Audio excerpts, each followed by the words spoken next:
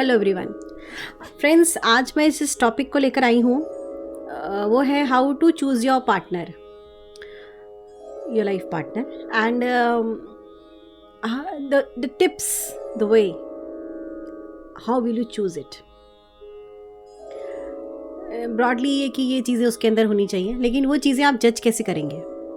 क्योंकि क्या होता है, जो इंसान आपको मिलता है, बताइए, इंसान के ऊपर मास्क होते हैं तो सभी को पता है चेहरे होते हैं, और हर इंसान के ऊपर 3 चेहरे तो होते ही हैं बेसिकली। एक वो ऑफिस में कुछ और होता है, घर पे वो कुछ और होता है, और आपके सामने कुछ और होता है, और अपने फ्रेंड्स के सामने कुछ और होता है। क्योंकि आप उसकी नई नई गर्लफ्रेंड बनी है तो वो बहुत संभल संभल के बातें करेगा, संभल संभल के चीज़ें करेगा। तो ऐसे किसी इंसान को जज करना फॉर योर लाइफ पार्टनर, तो उसके लिए कुछ छोटी छोटी टिप्स मैं लेकर आई हूँ। आशा करती हूँ कि शायद आपको ये हेल्प करे। तो मैंने बहुत सारे वीडियोस देखे और बहुत सारे लोगों को सुना, और सुनने के बाद जो ब्रॉडली वो कहते हैं कि बहुत एनर्जेटिक या बहुत ही हार्ड वर्किंग मेल, या जो लाइफ के चैलेंजेस को लेना चाहता है, हर खुश मिजाज तरह का इंसान जो बहुत सक्सेसफुल दिखता है और सक्सेस उसके कदम चूमती है, वो किसी भी चैलेंज को लेने के लिए तैयार है, वो अपनी स्लीव्स को ऊपर करके कभी भी किसी वक्त हर चीज़ के लिए तैयार रहता है, फुल ऑफ लाइफ। और ऐसा इंसान जो होता है उससे आप अट्रैक्ट करते हैं, ऐसे इंसान को आप पसंद करिए, तो आप उसकी ज़िंदगी में जब जाएंगे तो वो आपके लिए नए नए चैलेंजेस लेगा, वो आपके हॉबीज़ और आपके इंटरेस्ट को भी उतना ही ऊपर रखेगा, प्रायोरिटी देगा, उसमें भी इंजॉय करेगा, नई नई चीज़ों को ट्राई लाइफ में करना चाहेगा। तो ये एक पहला ब्रॉड क्राइटेरिया है। मेरे हिसाब से इंसान 2 कैटेगरी के होते हैं। एक होते हैं वो बच्चे जो पढ़ते लिखते हैं और पढ़ लिए, हायर एजुकेशन ले ली, फिर उसके बाद एक छोटी सी जॉब मिल गई, जो भी जॉब मिल गई, छोटी बड़ी जॉब मिल गई, एक छोटा सा घर है, उनके पास एक घर है, फिर उनकी शादी हो गई, फिर उनके बच्चे हो गए, फिर वो रूटीन लाइफ चलती रही, वो बच्चे भी स्कूल जाएंगे, फिर वो भी पढ़ेंगे, फिर एक रूटीन लाइफ चलने लगी। और एक दूसरी तरह के लोग होते हैं कि वो भी पढ़ते लिखते हैं, बट उनका लाइफ का एक विज़न शुरू हो जाता है, वो एक विज़न बनाते हैं कि मुझे ज़िंदगी इस तरह से जीनी है, और इस तरह ज़िंदगी जीने के लिए मुझे क्या करना पड़ेगा। तो वो अपना करियर, अपनी चीज़ें उस तरह से चूज़ करते हैं, उनको कितना हार्ड वर्क करना है, कि उन्हें किस तरफ जाना है, उनके क्या ड्रीम्स हैं, वो कितना ऊपर जाना चाहते हैं, वो अपनी लाइफ को किस तरह से जीना चाहते हैं। तो उस हिसाब से वो अपनी लाइफ को प्लान करते हैं, या अपने फ्यूचर को प्लान करना शुरू करते हैं, उस पर एक्ट करना शुरू करते हैं। एक्टिव पीपल जिसे हम कहते हैं एक्टिव वो भी होते हैं, पर ब्रॉडली ये 2 तरह के लोग होते हैं जो आपको बहुत एनर्जेटिक लगेंगे, सेकंड वाले, और सक्सेसफुल भी होंगे। हो सकता है बिग प्रॉपर्टीज़ हों इनके पास, या बहुत रिच हों, और फुल ऑफ लाइफ भी हों, और आप इनसे अट्रैक्ट हो जाएंगे। अब चूज़ करते समय आप इस बात का ज़रूर ध्यान रखिए कि आर दे या सेल्फ मेड मैन। ऐसे लोग ज़्यादातर सेल्फ मेड होते हैं, और सेल्फ मेड जो इंसान होता है वो अपने डिसीजंस खुद लेता है लाइफ के, और वो कभी किसी के डिसीजंस पे नहीं चलता। तो आप अगर उसकी ज़िंदगी में आती हैं और आप ये सोचती हैं कि वो आपको अपनी डिसीजंस में शरीक करेगा, या डिसीजंस में आप पार्टिसिपेट करेंगी, और वो लाइफ के कोई भी डिसीजंस अच्छे बुरे आते हैं तो उसमें आपका सहयोग करेगा या आपसे सलाह लेगा, तो ऐसा नहीं होगा। एक्सेप्शंस हो सकते हैं, बट मेरे हिसाब से ऐसा नहीं होगा। और लाइफ का कोई भी डिसीजन आएगा तो वो आपको भी कोई सलाह नहीं देगा, करेक्ट सलाह नहीं देगा। सो ऐसे लोग जो होते हैं वो ज़्यादातर खुद पसंद होते हैं, वो खुद पसंद होते चले जाते हैं। और ये भी आपको वॉच करने की ज़रूरत है कि वो अगर सेल्फ मेड है तो उसके पीछे कोई फीमेल तो नहीं है, उसकी मदर या उसकी सिस्टर्स, उसकी फैमिली में है कौन। तो अगर वो फादर नहीं है उसकी फैमिली में, और सिंगल मदर ब्रॉटअप है वो, तो ऐसा भी हो सकता है कि वो अपनी मदर से रूल्ड है, मतलब mother is a queen and it can be an narcissist. तो वो अपनी माँ का मतलब पपेट है एक तरह से, और क्योंकि उसके पीछे फीमेल्स हैं, ये आपको वॉच करने की ज़रूरत है। तो you have to find out this, पहली चीज़ कि वो मामा इज़ बॉय नहीं है। अगर वो मामा इज़ बॉय है तो देयर इज़ अ प्रॉब्लम क्या है कि सब कुछ आपको अच्छा लगता है, मास्क होता है लोगों के ऊपर, तो आप जज नहीं कर पाओगे। बहुत हैंडसम है, बहुत खूबसूरत है, आपको बहुत प्यार कर रहा है, बहुत पसंद कर रहा है, तो क्या होगा शादी के बाद कि वो कोई भी चीज़ कोई भी चीज़, मतलब छोटा सा कुछ भी एक छोटा सा हुआ, तो उसमें क्या है कि जब आपकी और यूजली अगर आपकी जो पेरेंट्स हैं वो उसी सिटी के नहीं है, मतलब आपका मायका जो है वो आउट ऑफ सिटी है, तो क्या होगा कि जब कोई फैमिली गैदरिंग होती है, फैमिली फंक्शंस होते हैं, तो वो सब लोग फैमिली में आ जाएंगे और उसको वहाँ फैमिली में मौजूद होना पड़ेगा। लेकिन आपके लिए आप सिर्फ वहाँ पर जाएंगे और वहाँ पर रहेंगे सिर्फ उनको अटेंड करने के लिए। बाकी अगर आप इस चीज़ को डिनाई कर देते हैं, अगर आप इस चीज़ को डिनाई करते हैं कि नहीं, on this festival I go to my family also, तो वो एक तो आपके साथ नहीं जाएगा, और दूसरा आप अगर इस तरह का स्टैंड लेंगे तो वो हो सकता है कि आपको कॉर्नर कर दिया जाए उस फैमिली से। तो ये सब चीज़ें भी होती हैं। नाउ आपको पार्टनर चूज़ करते समय कुछ टिप्स, छोटी छोटी बातें हैं जिससे आप ये जज कर सकते हैं कि इस बंदे के अंदर ये क्वालिटीज़ हैं, तो क्या ये क्वालिटीज़ आपके लिए काम आएंगी कि नहीं आएंगी। मतलब एक्चुअली क्या होता है कि जो कोई भी रिलेशनशिप होता है कोई भी इंसान की रिलेशनशिप जो होती है वो गिव एंड टेक पे होती है, इट्स टू वे। प्यार जैसी चीज़ कोई धरती पे एग्जिस्ट नहीं करती है। Love is like totally a very different thing, जो इस धरती पर तो होना मुमकिन नहीं है कि लव इज़ लाइक अनकंडीशनल, जिसमें कोई कंडीशन नहीं है। और हम जब अपनी चीज़ों को सेक्रीफाइस करके, अपनी चीज़ों को गंवा के, घाटे में रह के हम दूसरे के चेहरे पर खुशी लाना चाहते हैं, और उससे हमारी आत्मा तृप्त होती है और हमें उससे कुछ भी नहीं चाहिए होता है। तो ऐसा प्यार मिलना बहुत मुश्किल है, इसको हम प्यार कहते हैं एक्चुअली। और प्यार की भाषा भी सबके लिए अलग अलग होती है, सबके लिए लव अलग अलग होता है, लेकिन एक्चुअली जो रिलेशनशिप है वो गिव एंड टेक रिलेशनशिप होती है। तो इसका आपको ध्यान रखना ज़रूरी है कि हम एक रिलेशनशिप में जा रहे हैं जहाँ पे गिव एंड टेक है। गिव एंड टेक में ऐसा ना हो जाए कि आपको ज़बरदस्ती पुल किया जाए कि आप सिर्फ देते रहो and you get trapped in it. इसीलिए you have to choose the right partner के लिए जो चीज़ें आपको चूज़ करनी, जो चीज़ें आपको चाहिए, ये चीज़ होनी चाहिए। यू सेलेक्ट दीज थिंग्स कि भाई वो बहुत एनर्जेटिक हो, बहुत खुश मिजाज हो, वो लाइफ को चैलेंजेस की तरह लेता हो, बहुत हैंडसम हो, बहुत खूबसूरत हो, इंटेलिजेंट हो, भाई आपके एजुकेटेड हो, आपके बराबर का हो, तो आप उससे अट्रैक्ट होगे। फिर उसके बाद आपको ये देखना होता है कि वो आपकी रिस्पेक्ट करेगा नहीं, क्योंकि प्यार जैसी चीज़ तो एग्जिस्ट करती नहीं है। So love is respect.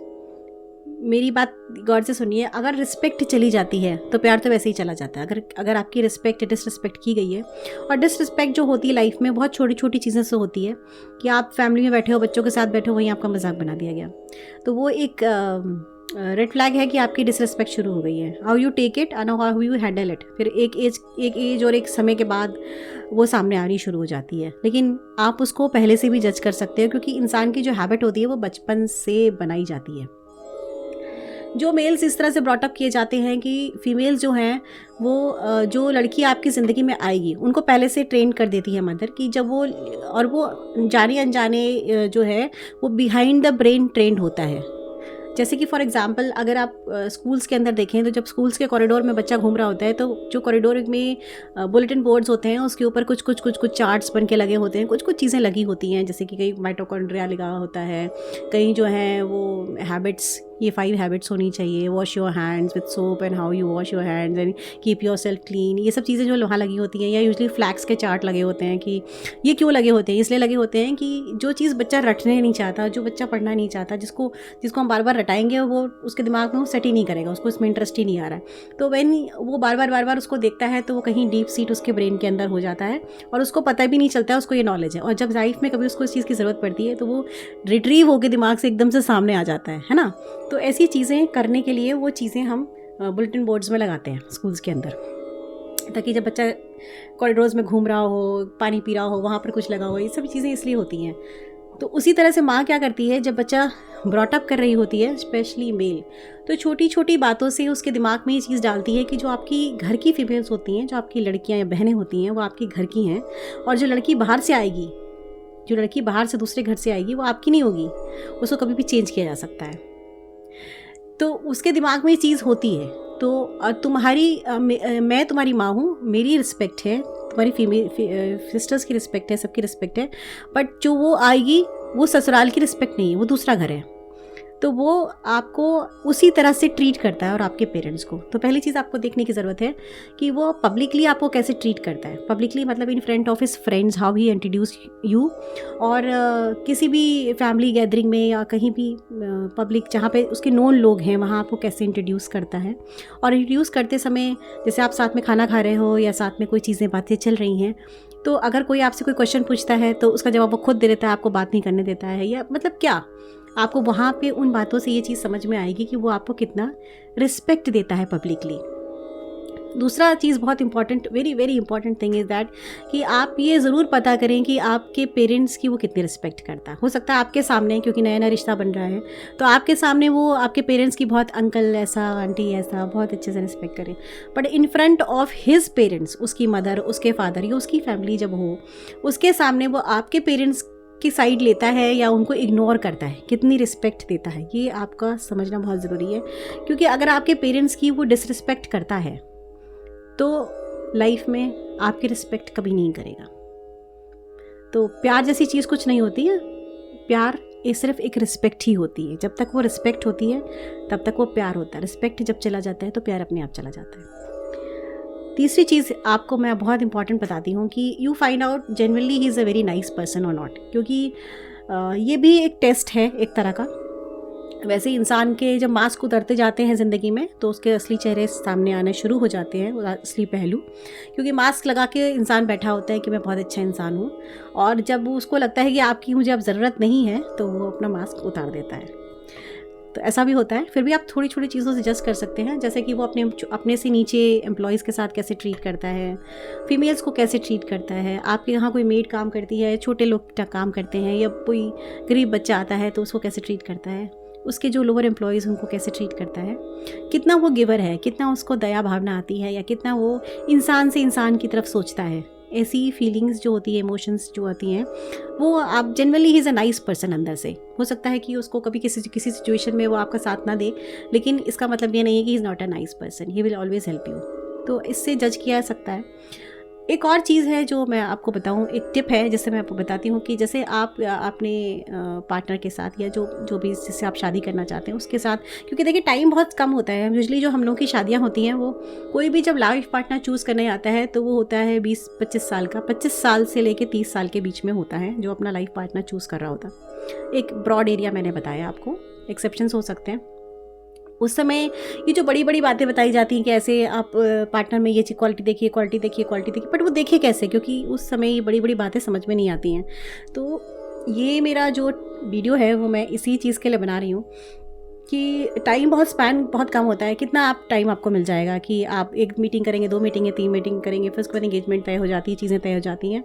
तो फिर एंगेजमेंट से शादी तक के बीच में आपको ज़्यादा 6 महीने का गैप मिल जाएगा। लिविंग रिलेशनशिप में तो आप जान ही पाओगे कि आप जब पहले जाके किसी के साथ रह के देखो कि वो बिल्स आपके पे करता है, ऐसी सिचुएशन में कैसे बिहेव करता है, वैसी सिचुएशन में कैसे बिहेव करता है, ऐसा तो आप कर नहीं सकते।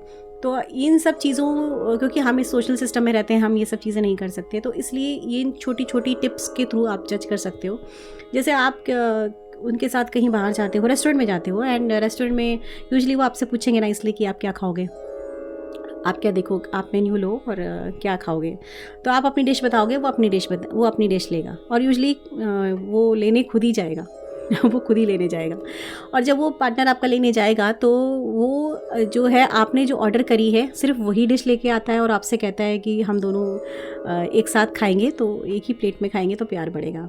या आपकी चॉइस ऊपर रखता है, अलग रखता है, और अपनी चॉइस अलग रखता है। इन दोनों चीज़ को आप गौर करिए। इससे 2 चीज़ें निकल के आती हैं। एक तो ये है कि वो आप पे स्पेंड करना चाहता है या नहीं, और दूसरी चीज़ ये समझ में आती है कि वो कितना आप पे कंट्रोल लेना चाहता है। इसको 2-3 बार रिपीट करके भी आप देख सकते हैं, क्योंकि हर बार एक ही चीज़ करेगा तो दैट मीन्स जो मैं कह रही हूँ सही है। प्यार व्यार की बात तो दूर होती है लेकिन प्यार व्यार में कुछ ऐसा नहीं होता कि भाई आप अपना खाओ हम अपना खाएं, हम आपका जूठा क्यों खाएं।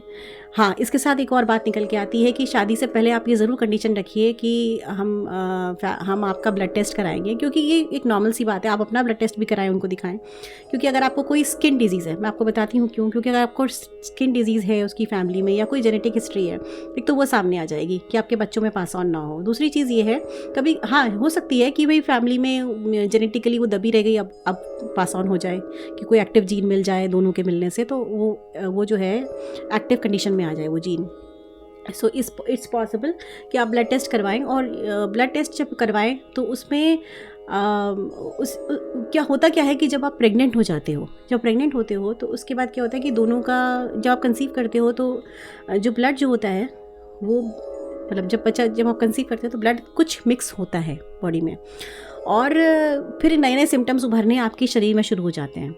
और जब बच्चा होता है, तो जब डिलीवरी होती है तो उस बेबी के अंदर भी वो सिम्टम्स आते हैं, लेकिन वो आपके ब्लड में भी कुछ कुछ आना शुरू हो जाते हैं, कुछ स्किन डिजीज़ टाइप की चीज़ें भी होती हैं। तो इसलिए मैंने आपको ये चीज़ें बताई हैं कि आप चाहो तो इसको स्किप कर सकते हो, बट मेरा कहना ये है कि आप एक ब्लड टेस्ट दोनों ही लोग दूसरे का जरूर एक्सचेंज करके देखें कि कोई ऐसी जेनेटिकली डिजीज़ या डेंजरस बच्चों में पास ऑन ना हो। ये इम्पॉर्टेंट है। और तीसरी बात, एक बात और मैं आपको बताऊं कि ये भी आप ज़रूर ध्यान रखें कि आप जब भी शादी की बात चल रही हो तो आप अपनी कंडीशन, बहुत इंपॉर्टेंट कंडीशन है, उसको रखिए कि हम शादी के बाद अकेले रहेंगे। I will leave all my parents and all my family and come to your house and you will be with your all your family और योर पेरेंट्स, सबके साथ हो तुम। तो मैं आपकी फैमिली के साथ हूँ, लेकिन मैं साथ नहीं रहूँगी।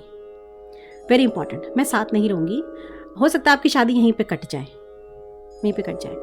इट्स बेटर हम ना आपकी फैमिली के साथ रहेंगे ना आप मेरी फैमिली के साथ रहो, हम लोग अलग रहेंगे। इसका रीज़न क्या है कि you try to understand this कि भाई हम आप दोनों ही नए हो, एक दूसरे को जानते नहीं हो। हम तो सालों बीत जाते हैं, ज़िंदगी बीत जाती है, तब भी हम एक दूसरे को नहीं जान पाते हैं। लेकिन हम कोशिश करते हैं कि जब नया रिश्ता बनता है तो हम एक दूसरे के करीब आते हैं फिज़िकली। और ये बहुत अच्छा है आपकी सेक्स लाइफ के लिए भी कि सेक्स जो होता है वो बहुत फियर या दबाव में नहीं होना चाहिए। It should be mentally free. तो तब आपका लव या अट्रैक्शन या हैबिट एक दूसरे के लिए, जिसे भी हम जो कह सकते हैं, एहसास या फीलिंग एक दूसरे के लिए, वो ग्रो करती है। तो आप अगर ये कंडीशन रखते हैं कि हम लोग चाहे किराए के मकान में, आप रेंटेड ले लीजिए, घर के पास ही ले लीजिए, लेकिन हम अलग रहेंगे, तो उससे क्या होता है कि आप लोग की इक्वेशन स्ट्रांग होती है और वो 3-4 साल और डीप और गहरी हो जाती है। और जो ये एहसास होता है एक दूसरे के लिए, जो कशिश पैदा होनी शुरू हो जाती है, वो लाइफ लॉन्ग चलती है। खिंचाव, ज़रूरत एक दूसरे की, वो बहुत इंपॉर्टेंट है इस रिश्ते को मेंटेन करने के लिए।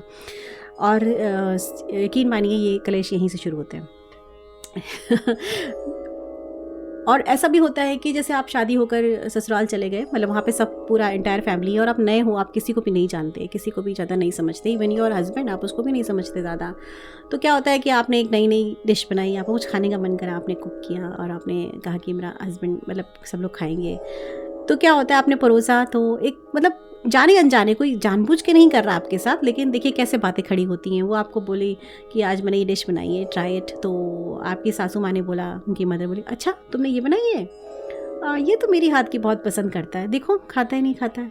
इतना ही कहना, मतलब यहाँ पर उसने आपको क्रॉस कर दिया, उन्होंने आपको क्रॉस कर दिया, और आपको जाने अनजाने ये बात आप माइंड भी नहीं करोगे, उस समय छोड़ दोगे, लेकिन वो खड़ी हो जाएगी।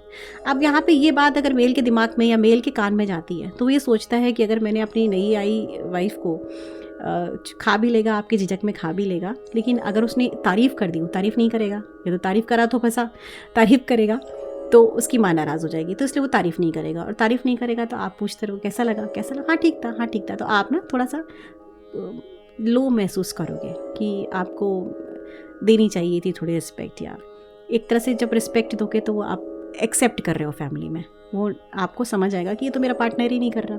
तो ये धीरे धीरे ऐसी बातें खड़ी होनी शुरू हो जाती हैं।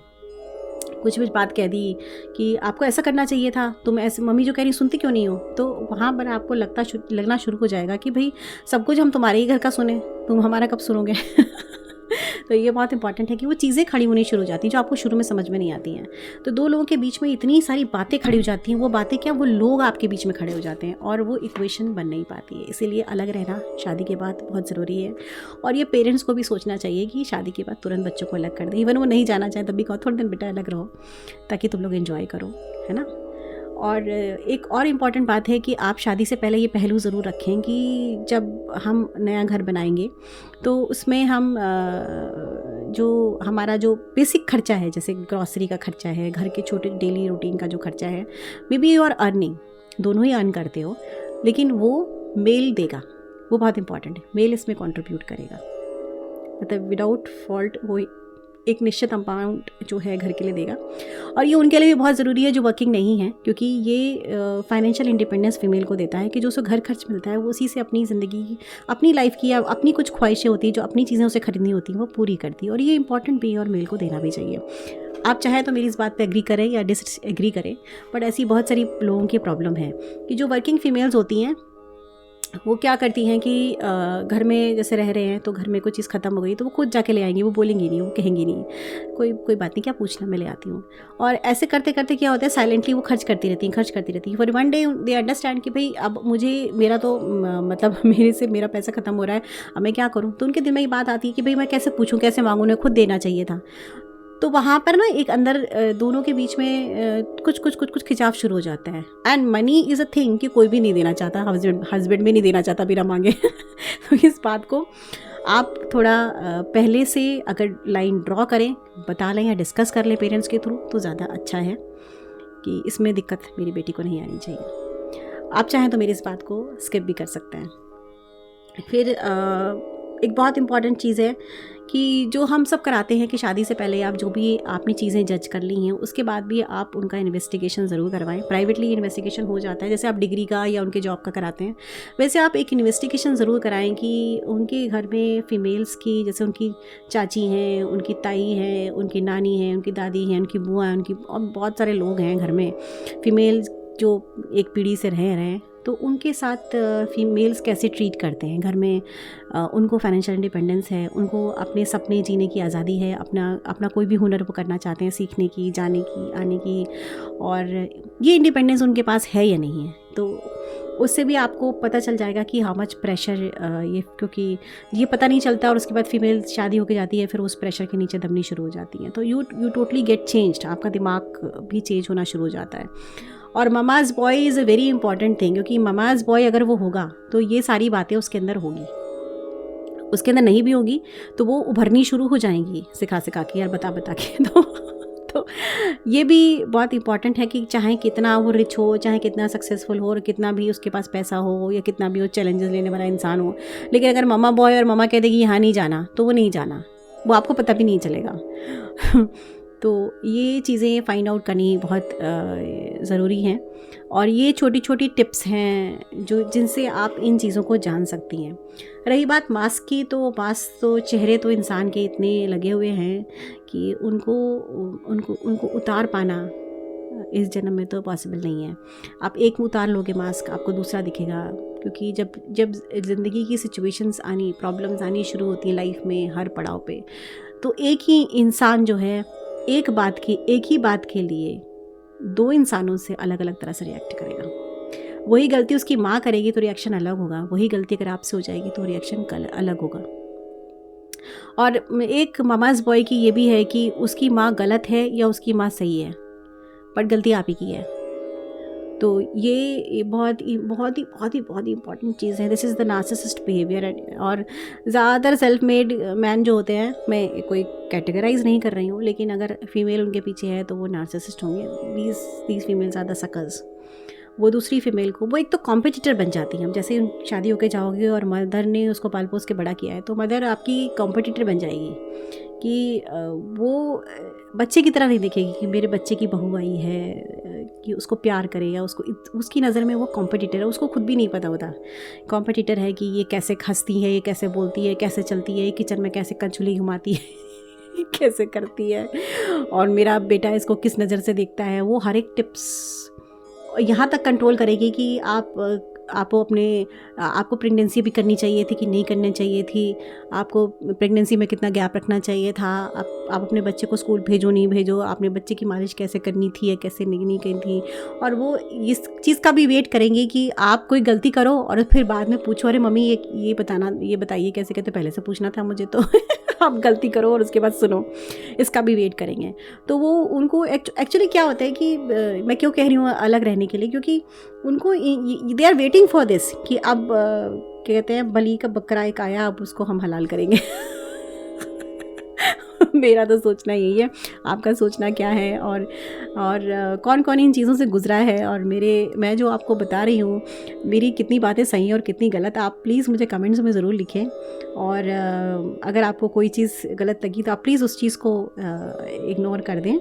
और ये मेरी एक छोटी सी कोशिश है उन बच्चों को बताने की कि ये छोटे छोटे बुलेट्स हैं जिनसे आप respect for your parents, staying alone, financial independence and your security, and to understand how good the human being is, and if he is a mama's boy or not. Self-made is good. Decision making में आपकी कितनी सहायता करेगा, इससे आप जज कर सकते हो छोटी छोटी चीज़ों से। तो देयर इट इज़, मैंने बहुत सारी चीज़ें आपको बताई हैं और आशा करती हूँ कि शायद किसी के तो मैं काम आ जाऊँ। Thank you so much, bye bye.